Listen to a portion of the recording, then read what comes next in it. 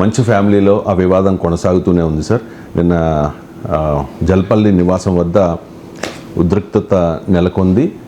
అక్కడికి కవరేజ్కి వెళ్ళిన మీడియా మీద కూడా మోహన్ బాబు దాడి చేశారు. ఒక ప్రముఖ ఛానల్ లోగోను తీసుకుని ఆ జర్నలిస్ట్ మీద దాడి చేసిన పరిస్థితి. సో జర్నలిస్ట్ సంఘాలన్నీ చాలా ఆగ్రహంగా ఉన్నాయి సార్. ఆయన బేషరతుగా క్షమాపణ చెప్పాలి, లేకపోతే ఖచ్చితంగా మోహన్ బాబుని అరెస్ట్ చేయాలి అంటూ ఆల్రెడీ నిరసనలకు రెడీ అవుతున్న పరిస్థితి కనిపిస్తోంది. సో ఆస్తి తగాదాలు అండ్ కుటుంబ వ్యక్తిగత వ్యవహారాల్ని మీడియా కవర్ చేయవచ్చా లేదా అనే ప్రశ్న ఇప్పుడు ఉత్పన్నమవుతున్న పరిస్థితి. సాధారణంగా సెలబ్రిటీల వ్యవహారాల మీద అందరికీ ఇంట్రెస్ట్ ఉంటుంది కాబట్టి. అండ్ దాంతోపాటుగా మోహన్ బాబు ఒక ఆడియో కూడా రిలీజ్ చేశారు సార్. నా గుండెల మీద తన్నావు, నేను ఎంత బాగా చూసుకున్నాను అంటూ కొడుకుని ఉద్దేశించి ఒక 11 minutes ఆడియో రిలీజ్ చేశారు. ఒకసారి ఆడియో ప్లే చేయండి. మనోజ్, నువ్వు నా బిడ్డవి. లక్ష్మీ ప్రసన్న, విష్ణువర్ధన్ బాబు, మనోజ్ కుమార్, నిన్ను ఎలా పెంచానురా నేను? అందరికంటే నిన్నే గారాభంగా పెంచానురా. నీకే ఎక్కువ ఖర్చు పెట్టి చదివించాలని ప్రయత్నం చేశానురా. నువ్వు ఏది అడిగినా నేను నీకు ఇచ్చానురా. కానీ ఈ రోజున నువ్వు చేస్తున్న పని బిడ్డల గుండెల మీద తంతారంటారే, అలా తన్నేవరా. మనసు ఆవేదనతో కింగిపోతుందిరా.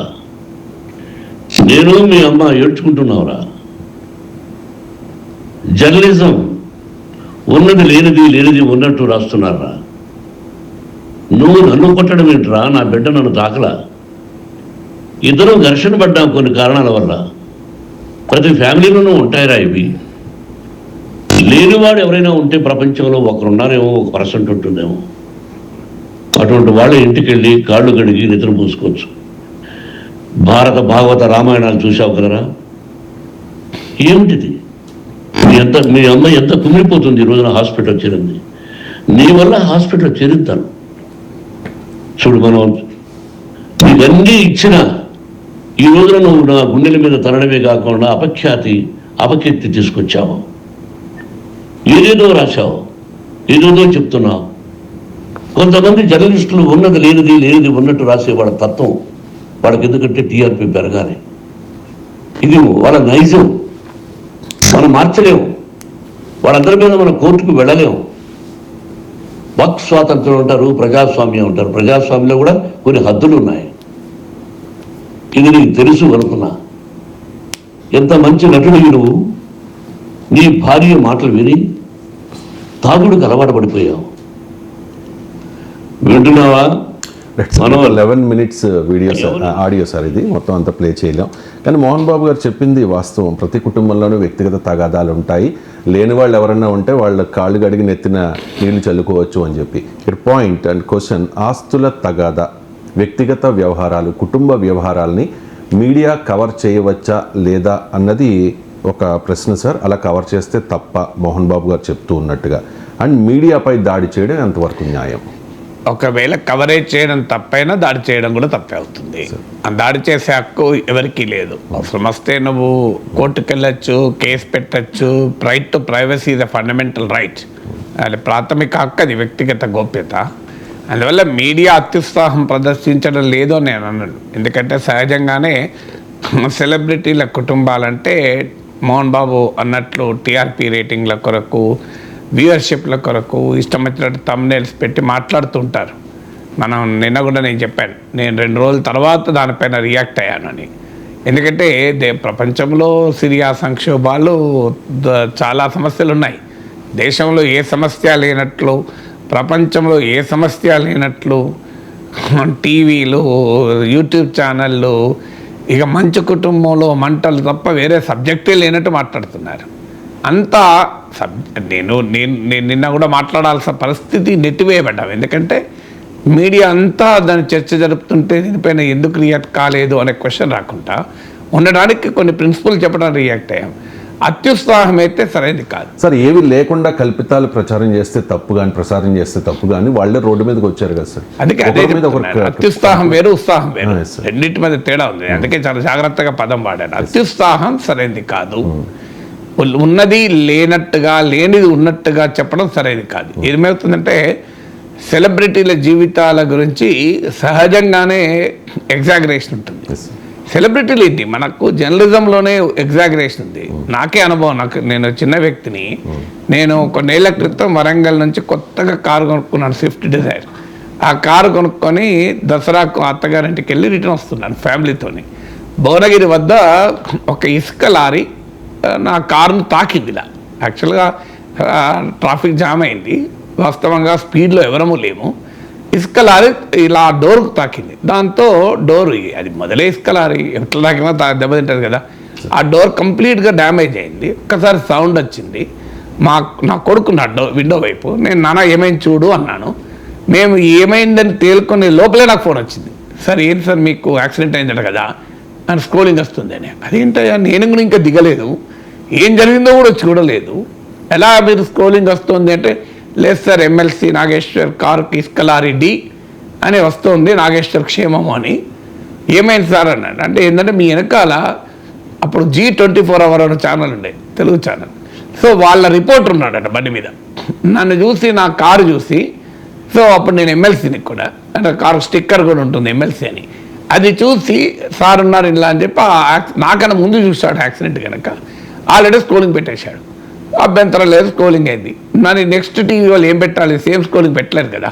నా ఎమ్మెల్సీ నాగేశ్వర్ కారుకు ఇసుక లారీ డి నాగేశ్వర్ క్షేమము అని ఎవరికే పెడితే ఏం లాభం? వాళ్ళు ఇంకొద్దిగా దాన్ని ఎగ్జాగరేట్ చేసి ఎమ్మెల్సీ నాగేశ్వర్ కారుకు ఇసుక లారీ డి నుగ్గైన కారు నాగేశ్వర్ క్షేమం అని పెట్టారు. నుగ్గైన కారు అని యాడ్ చేశారు. నుగ్గు లేదు, దగ్గు లేదు. ఏమైంది అయితే ఒక విండో దెబ్బతిన్నది. ఈ లోపల అది చూసిన ఆ స్క్రోలింగ్ చూసిన మా అత్తమ్మ కంప్లీట్గా ఒక్కసారి టెన్షన్ పడిపోయింది. ఏడవడమే. ఏం కాలేదంటున్నారు, నాగేశ్వర క్షేమం అంటున్నారు కానీ భార్య పిల్లల క్షేమం అంటలేరు కదా, అంటే నా బిడ్డకు మనవళ్ళకు పెనవరాలకి ఏమన్నా అయిందని ఆమె టెన్షన్ పాపం.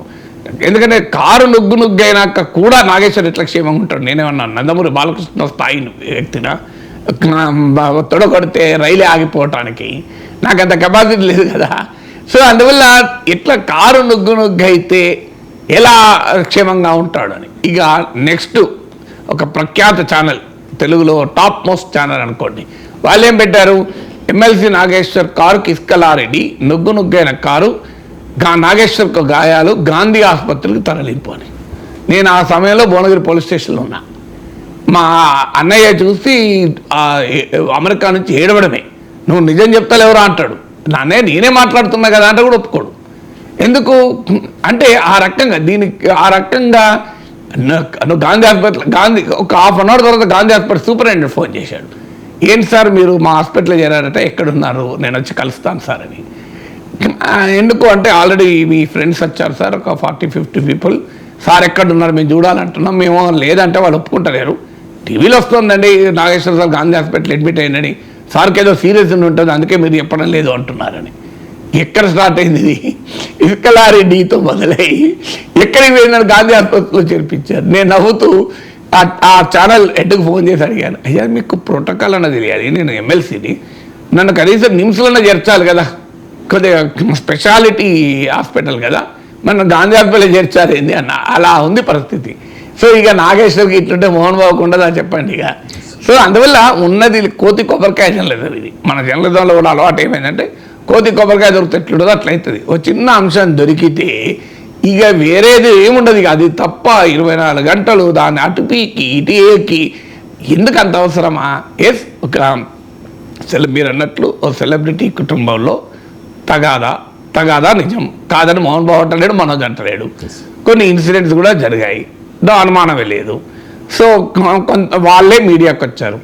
ఇప్పుడు మోహన్ బాబు ఆడియో రిలీజ్ చేశాడు, మంచి మనోజ్ కూడా లేఖ రాసినట్లున్నారు కదా, పోలీస్ స్టేషన్ కంప్లైంట్ కూడా ఇచ్చాడు. అందువల్ల ప్రైవేటు అంశమే కావచ్చు కానీ అందులో క్రైమ్ యాంగిల్ వచ్చింది, పబ్లిక్ డొమైన్లోకి వచ్చింది కనుక media is every right to cover. You cannot question. Coverage చేసే క్రమంలో మనం ఎక్కదాకా పోతామంటే ఉన్నది ఉన్నట్టుగా, లేనిది ఉన్నట్లుగా, ఉన్నది లేనట్టుగా, అక్కడ జరగని విషయాలు కూడా జరిగినట్టుగా. కారణం ఏమవుతుంది అంటే ఇలాంటి దాంట్లో లోపలే జరిగిందో మనకు తెలియదు. ఇప్పుడు అన్లెస్ ఆ ఛానల్ వాళ్ళు మోహన్ బాబుకో మనోజ్కో క్లోజ్ ఉంటే, ఇద్దరికి క్లోజ్ ఉంటే, అప్పుడు వాళ్ళు బ్రీఫ్ చేస్తే, అది కూడా వాళ్ళు నిజం బ్రీఫ్ చేస్తే, ఎందుకంటే ఎవరి వర్షన్ వాళ్ళు బ్రీఫ్ చేస్తారు. నిజం ఏముంటుంది, 2 వర్షాల్లో నిజం ఉండొచ్చు, కానీ 2 కలిపితే నిజం ఉంటుంది. సో అప్పుడు మీడియాకి తెలుస్తుంది. సో ఈ లోపల దానికి మసాలా యాడ్ చేసి, దానికి రకరకాల యాడ్ చేసి స్పైసీగా చేస్తే వార్త స్పైసీగా అవుతుందని చేస్తారు. అందువల్ల డెఫినెట్గా మీడియా సెలబ్రిటీల జీవితాలు రోడ్డు మీదకి వచ్చినప్పుడు, అందులో పోలీస్ స్టేషన్ల దాకా వచ్చి వాళ్ళే మీడియాకు చెప్తున్నప్పుడు కవరేజ్ ఆపడం కూడా సాధ్యమో కాదు, మంచిది కూడా కాదు. ఎందుకంటే అప్పుడు సోషల్ మీడియాలో అనవసరపు రూమర్స్ కూడా వెళ్ళిపోతాయి. ఇక లేని ఇక మామూలుగా ఉండదు. ఎందుకంటే nobody has a control over social media. నువ్వు మీడియానైనా కాస్తంత నియంత్రించవచ్చేమో, కానీ సోషల్ మీడియా ఎలా కవర్ చేస్తావు? అందువల్ల రెస్పాన్సిబుల్ మీడియా తప్పనిసరిగా ఏం జరిగిందో చెప్పాలి. కానీ అదే సమయంలో మీకు హ్యూమన్ నేచర్ ఎగ్జాగరేషన్ ఉంది. ఆ ఎగ్జాగరేషన్ అనేది ఎప్పుడూ ఉండకూడదు. ఈ ఎగ్జాగరేషన్ అనేది జర్నలిజంలో చాలా ఒక ప్రమాదకరమైన ధోరణి. సెన్సేషనలిజం అంటారే, సంచలనం. ఈ సంచలనాన్ని ఉన్నది లేనట్టుగా, లేనిది ఉన్నట్టుగా రాయడం అనేది జర్నలిజంలో ఉండే ఒక బలహీనత. మీకు న్యూయార్క్కు ఒకరోజు ఒక బిషప్ వెళ్తాడు. వెళ్ళే ముందు పోప్ చెప్తాడు, నువ్వు ఎవరితోనైనా కలువు, కానీ మీడియాతో మాత్రం మాట్లాడకు, నువ్వు ఒకటి చెప్తే వాళ్ళు ఇంకోటి రాస్తారు అంటాడు. బిషప్ న్యూయార్క్లో దిగుడుతోనే మన మీడియా మిత్రులు చుట్టుమోగుతారు. సహజంగా మీడియా అంటే ఎవరికైనా పబ్లిసిటీ కోరికుంటుంది కదా. ఇప్పుడు ఇంతన్నా మోహన్ బాబు కూడా ఆడియో రిలీజ్ చేశాడు కదా, ఎవరికైనా ఉంటుంది నా వర్షన్ చెప్పుకోవాలి, మీడియాలో కవర్ కావాలి అని. సో మాట్లాడడం మొదలు పెడితే, what is your programme tonight bishop ji అని అడిగారు. బిషప్ అన్నాడు నథింగ్ మచ్ అన్నాడు. Are you going to night clubs అని అడిగారు. బిషప్కి చాలా కోపం వచ్చి, I'm a religious preacher, what are you talking, are they night clubs in New York అన్నాడు. అంటే ఈ న్యూయార్క్లో నైట్ క్లబ్లు కూడా ఉన్నాయా అన్నాడు కోపంలో. తెల్లారి హెడ్లైన్, న్యూయార్క్లో నైట్ క్లబ్స్ ఉన్నాయా, కుతూహలంగా ప్రశ్నించిన బిషప్. కంప్లీట్ మారిపోయింది. నెక్స్ట్గా అమెరికా పర్యటన మొత్తం పోప్ అందుకే చెప్పాడు, అనవసరంగా నేను మాట్లాడాను అని కంప్లీట్గా తన పర్యటనలో ఎప్పుడు మాట్లాడలే. రిటర్న్లో మళ్ళీ మోటివేట్ అయ్యాడు, ఎప్పటికి ఇలా అవుతుందా అని. How was your trip bishop అని అడిగారు. Nothing so unusual for you to cover, మీరు కవర్ చేయాల్సినంత ప్రత్యేకంగా ఏముంది అన్నాడు. తెల్లారి headline, bishop leaves US with unprintable experiences అని. ప్రచురణకు అర్హత లేని అనుభవాలతో తిరిగి వెళ్ళిన బిషప్ అని. ఇక అది నీకు ఇది ఒక్క ఎగ్జాంపుల్, ఇది very famous anecdote in journalism.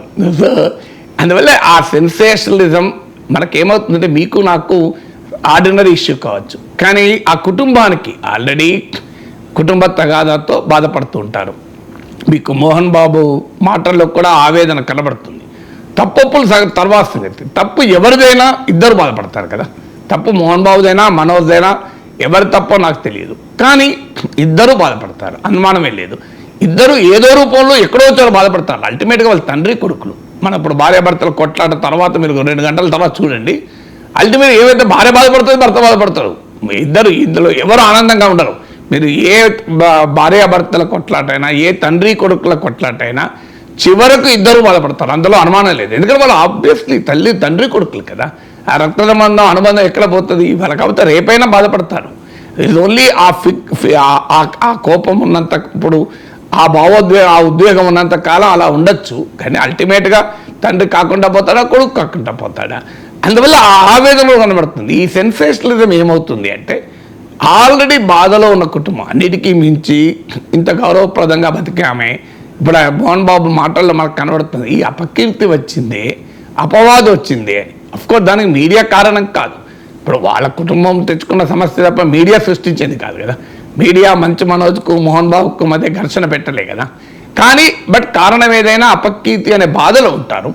అప్పుడు ఈ అవాస్తవాలకు కూడా గోరంతలు కొండంతలు చేయడం, లేనిది ఉన్నట్లుగా ఉన్నది లేనట్టుగా చూపడం వల్ల సహజంగానే ఆవేదనకి ఎక్కుంటుంది. అందువల్ల జర్నలిజానికి లక్ష్మణ రేఖ కూడా ఉంటుంది.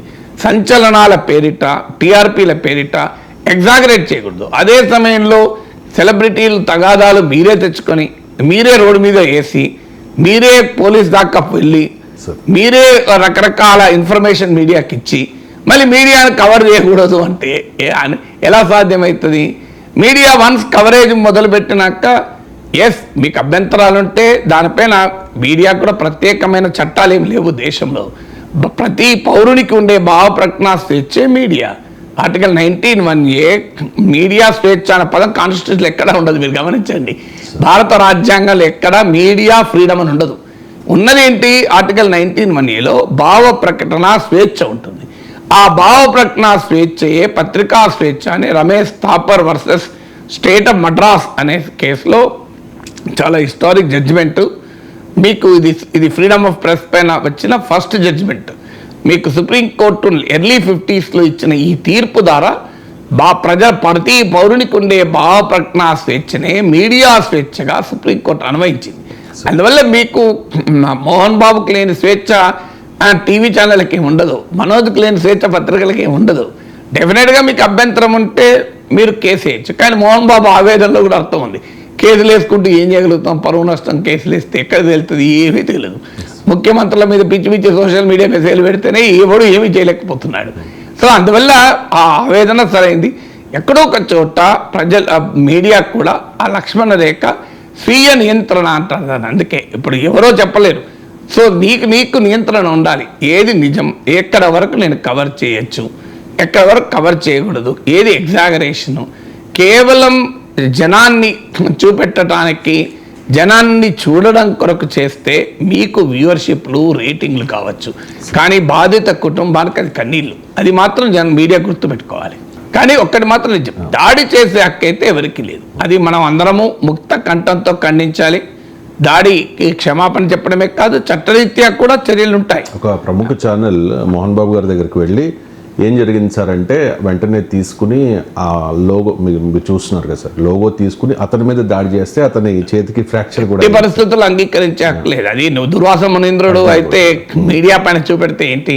ఇప్పుడు నీకేమైనా కంప్లైంట్ ఉంటే you complaint to the management, complaint to the broadcast council, కోర్టుకు వెళ్ళొచ్చు. ఏది లేకపోతే నీవు కూడా మీడియా మీద ప్రజలకు చెప్పచ్చు, ఇది ఈ ఛానల్ పనికిమాల వార్తలు వేస్తుంది, ఇది చూడండి ఇది న్యాయమా అంటే మీడియాని మీరు కౌంటర్ చేయొచ్చు మీడియాను. కానీ కొట్టే అధికారం, దాడి చేసే అధికారం ఎవరు లేదు. మీకు అభ్యంతరాలు ఉంటే ఉండొచ్చు కవరేజ్, కానీ you know right to attack కదా. ఫిజికల్ అటాకింగ్ చట్టం ఎలా ఒప్పుకుంటుంది? చట్టమే కాదు, సభ్య సమాజం కూడా ఒప్పుకోదు కదా. అంటే జరుగుతున్న ప్రచారం గతంలో ఇదే ఛానల్కి వెళ్ళి అక్కడ CEO మీద కూడా మోహన్ బాబు గతంలో దాడి చేశారు అనేది ఒక ప్రచారం ఇస్తారు. బట్ ఏదైనా ఎవరిపైన ఎక్కడ దాడి చేసినా మనం అంగీకరించలేదు.